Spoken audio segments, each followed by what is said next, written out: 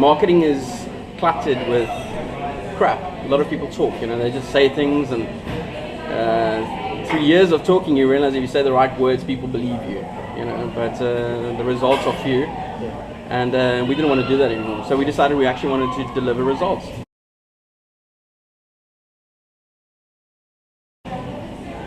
When we started 12 years ago, we had a braai room.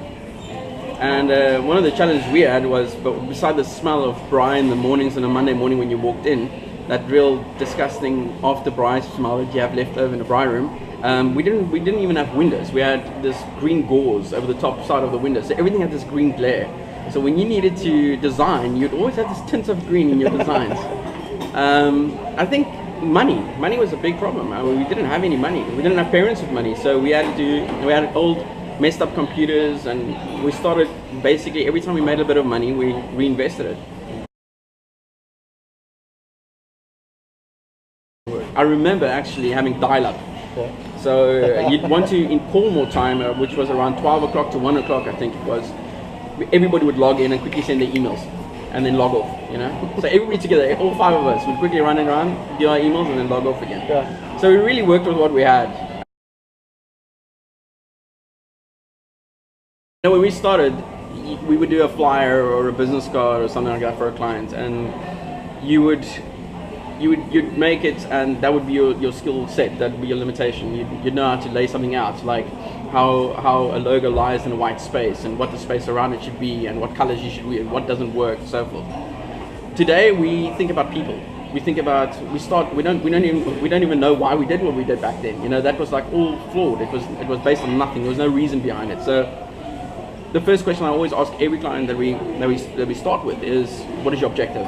And if it is money, I'd help him define that reason behind it. I don't want him just to say money, because it's kind of like, again, quite pointless, So he might be like, the reason why I started this business is to leave something for my kids, and then finding his emotional connection to that, and then how he wants to interact with his clients. So really understanding his clients. And once I understand that, then I start selling him as if it was my own company. I would really say endurance. I've played poker many times. I don't know if you play poker, but I love poker. And of all the games that I've played, the games that I won was the endurance ones. The ones where I could sit out and be patient and actually look at the game and go, this is not a good time to bet. Not being eager, just like slowing down and monitoring, watching, and learning as much as possible. So yes, endurance and listening. I think those things are very important. If you can listen to who you're speaking to, just listen. They will tell you exactly what they need. And it's so simple to sell something to somebody that you know what they want. You just tell them exactly what they want, and it's like problem solving. You're solving their problem. Solution-driven results,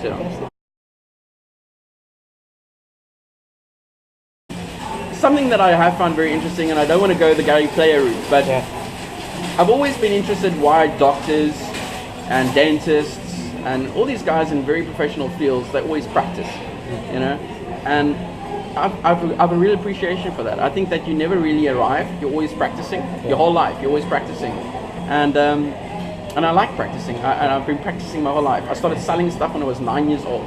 My dad taught me a lot about how to speak to somebody and how to listen. And one of the tricks he taught me was, we get to the front door of a house. Now, it's a principle, not specific, but you get to the front door of the house and the guy opens the door, start wiping your feet. Because if you wipe your feet, in automation, he believes that you should be coming in, staying. But practice, I think always keep practicing. I like that.